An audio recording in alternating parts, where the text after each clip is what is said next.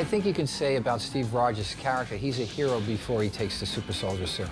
He's got courage, he's got values, he's got all the things that you want in a superhero. He just doesn't have the size and the strength. And once given that, it makes for an awesome, awesome superhero. We knew that the movie wouldn't work if you didn't buy Skinny Steve at the top. We're going to spend the whole first act with a scrawny version of Steve Rogers before he gets chosen for the program and undergoes the procedure that turns him into Captain America. And if that looked fake, if that didn't feel right, you would lose it entirely. It's not about the transformation, and we thought very long and hard about how do you do the transformation in a way that hasn't been seen before. And you think about needles and pads and steam and smoke and water and liquids and all this kind of like, how do you do it? And every time you'd think about all the movies that have done it before. And so rather than it being about the transformation, what we decided it was going to be more about establishing the character beforehand. Get back! And then the transformation isn't the big deal. It's a pretty big scene, but it's sort of behind closed doors. It's really about the man that goes into the pod and then the man that comes out of the pod, and that's what the beat is in the movie, as opposed to it being, and now we see his muscles bulge and, expand and everything else. Knowing what we wanted Chris to look like when he came out of the pod, fully transformed, we knew that he had to start working out right away. And he spent probably 3 months getting into that shape. We also knew that for the entire first act of the film, he had to look like he weighed 100 pounds and was 5'7". Obviously, once he started working out, there's no going back.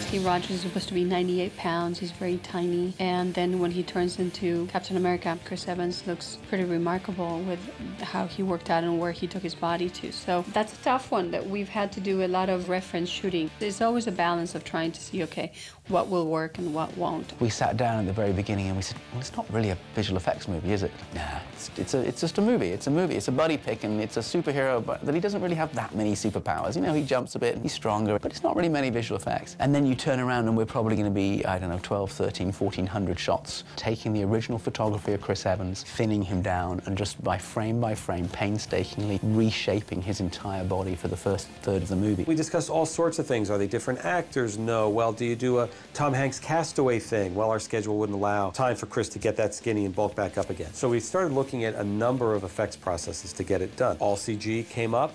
We just didn't feel it was there. It wasn't right, and there was enough of that creepy factor that you would never be able to fall in love with it. And the goal was to make the audience fall in love with the character before he gets any muscles, before he puts on the costume, before he holds the shield. And in early meetings we had with Chris Evans, it was very important to him and it was important to us that it be him, that it be his performance, that entire section of the film. I think if you get to know who Steve Rogers is before he becomes Captain America, that's what will make for a good character, that's what will make a good movie. We wanted Chris Evans and Stanley Tucci together. We wanted Chris and Haley together. We needed Chris and Tommy Lee Jones together, and that's why the performance works.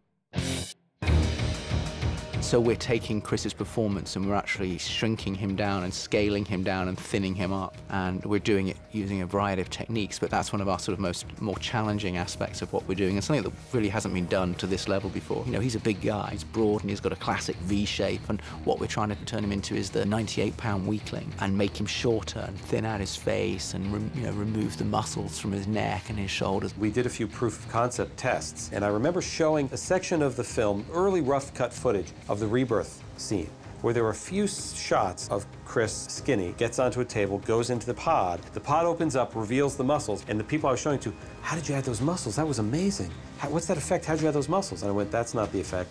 The effect is the skinny version. They go, really? That is kind of when we all looked at each other and went, it's going to work. It changes the performance. When we're first looking at dailies and we're first looking at our rough cut, there's very few completed shots, and you see Chris, muscular Chris, doing these scenes with people, and everyone's referring to him, you don't give up, you're skinny. And then when you start seeing the effect shots finally in the film, wow, does it change everything.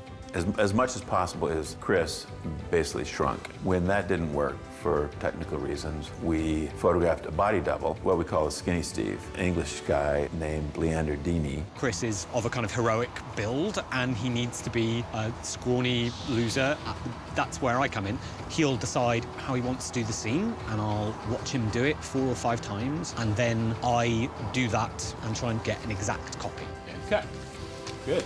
You do one with Chris, you do one with a double, you do one with a clean plate. Sometimes we do one with Chris and slide a green screen in behind him. Sometimes we do one with the double and put tracking markers on his face. Frankly, because we wanted to give the effects houses as much information as they needed. because we knew the process wouldn't be easy, and we knew that from shot to shot they'd have to vary their technique. So we essentially covered every technique possible to give them all the ammunition they need. What we found out early on is that Leander wasn't quite thin enough and weak-looking enough, and he wasn't quite emaciated to the point we wanted him to, so we would have to skinny up Leander as well.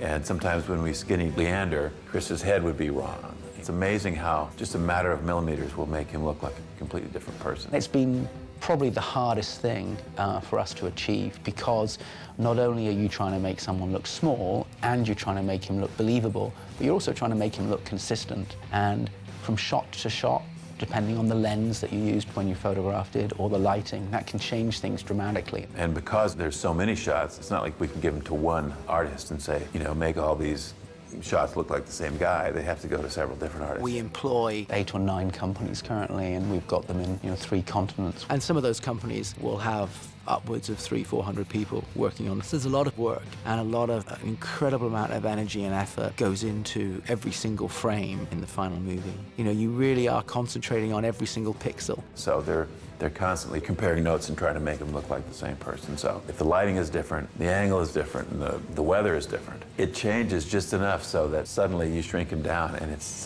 not the same guy.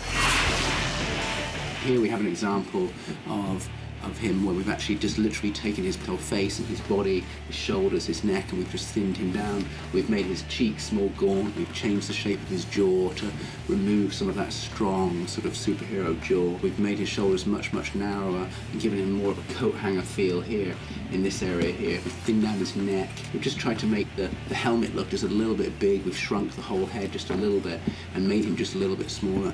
What we're not doing is just a general overall scale down. So it literally is taking the sides of his features and moving them all in, but making sure that the central features, the face, stays the same, so that what you're seeing is still Chris Evans. And you can see that, you know, it's still the same person, but it's really trying to maintain that character of what Steve is. We are going to win this war because we have the best men. And because they're going to get better. Much better. On this shot here, we're actually doing a different technique, which is to use our body double. This is how we actually photographed him. He's got green dots on his face so that we could track where his face was looking, because we looked at this and thought, well, this is likely to be more of a head replacement technique rather than slimming Chris down. So we shot the same pass with Chris Evans' face, or Chris walking doing the same motion, exactly the same, so we shot the scene 2 different ways. And then we took Chris's head and we placed Chris's head onto the Leander body. You're beginning to believe that, you know, it's Chris walking towards us, but it's a very, very small version of Chris. You still recognize that it's Chris Evans, and yet it's unfathomable that is half the man that he really ends up being in the movie. Visual effects really have to be on point. If they look silly, the illusion is shattered. But you really feel like it's me. It's kind of interesting how visual effects touches so many different aspects of filmmaking nowadays, and there's so much that we can do. Just as maybe you start to think you see what the trick is, in the next shot it's a different trick. So you can't quite grasp it, so it must be real. It's pretty original and pretty fantastic.